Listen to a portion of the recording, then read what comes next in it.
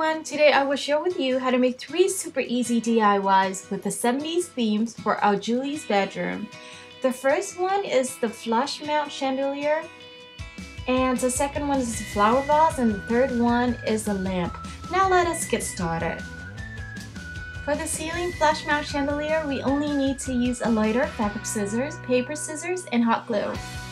For materials, we need a leftover tape roll, duct tape. This LED push light is optional. You can get it from any dollar store and it works great if you don't have the light set up. Found these beautiful trim that work well with the 70s color theme from my local fabric store, and we only need about less than half a yard for each. First, I clean finished the inside of the tape roll by using this fancy duct tape. This duct tape is hard to control, so I tape it from side to side instead of taping it around. Then I wrap the beaded fringe trim around the tape to measure the length needed, and then cut it out and glue it around the edge of the tape roll.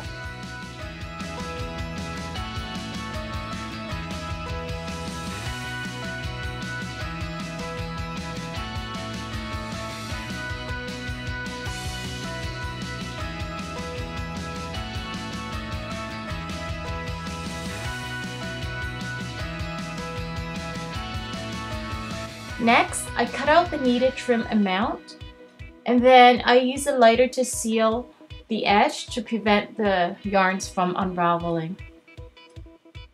Then hot glue along the top edge, and then the seam, then glue along the bottom edge, and we're done.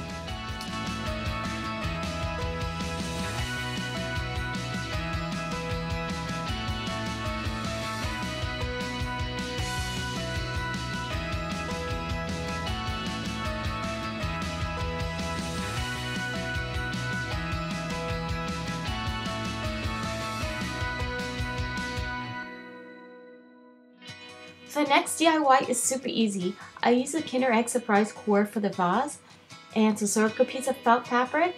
I got these flowers for 49 cents from my local craft store, and we need an X-Acto knife and hot glue. So first I use hot glue to glue the base of the vase and the felt together so that the vase can stand up by itself. And then I close the cap of the egg and use the X-Acto knife to make a small circular cutout.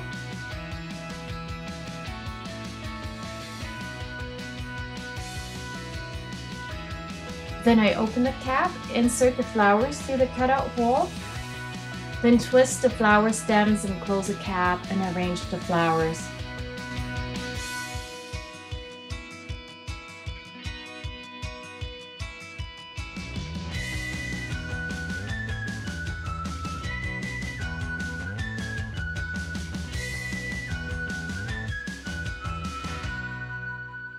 The next DIY is my favorite. So for tools, we need hot glue, a brush, and a pair of fabric scissors.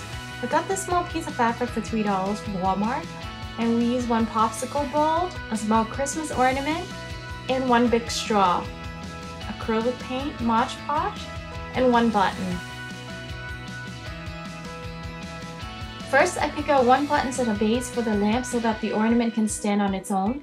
Then I glued it to the bottom of the ornament. Then paint the ornament with the orange acrylic paint, let it dry, and make 2 coats. So just to bear in mind that this process takes a long time. It took me over 2 hours for 2 coats to dry. And in the meantime, I cut out a piece of fabric with the size of 5 by 7 inches. I fold it in half. I make the top edge cutout by cutting it by 1/4 of an inch from the fold line and make a slight curve and blend to 0 at the side.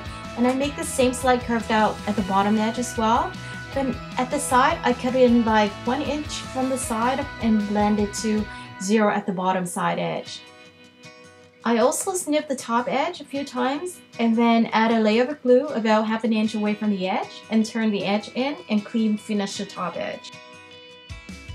So this is actually the lampshade fabric. So I use this piece of fabric to wrap around the popsicle mold and use hot glue to start gluing it down at the side.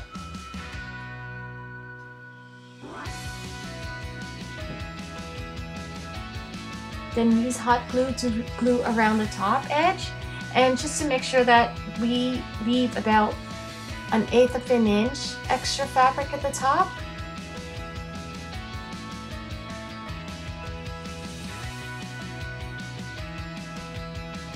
And once that's done, we seal the edge at the back.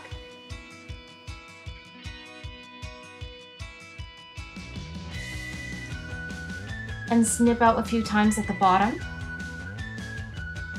And turn the bottom edge in and glue it all around, and the lampshade is done. Just to make sure that the pattern of the fabric of the lampshade is to be centered at the front when the lampshade's being displayed. I forgot to tape this part, but then I used a straw cut into a desired length, so maybe like 1/2 an inch from the bottom edge of the lampshade, and use hot glue to glue it down and make sure that it's well centered. Once the paint on the base is all dried, I add 1 layer of Mod Podge, then hot glue the bottom straw part and the knob of the ornament together. I'm lucky this time because the knob and the straw fit like a glove. And my lamp is all done.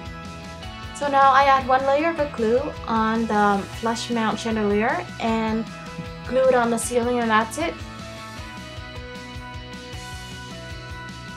And yes, I had a lot of fun making these pieces for my Julie's room. And once again, thank you so much for spending time with me. Please give this video a big thumbs up, and for the new people, please press the subscribe button, and I'll see you soon. Thank you!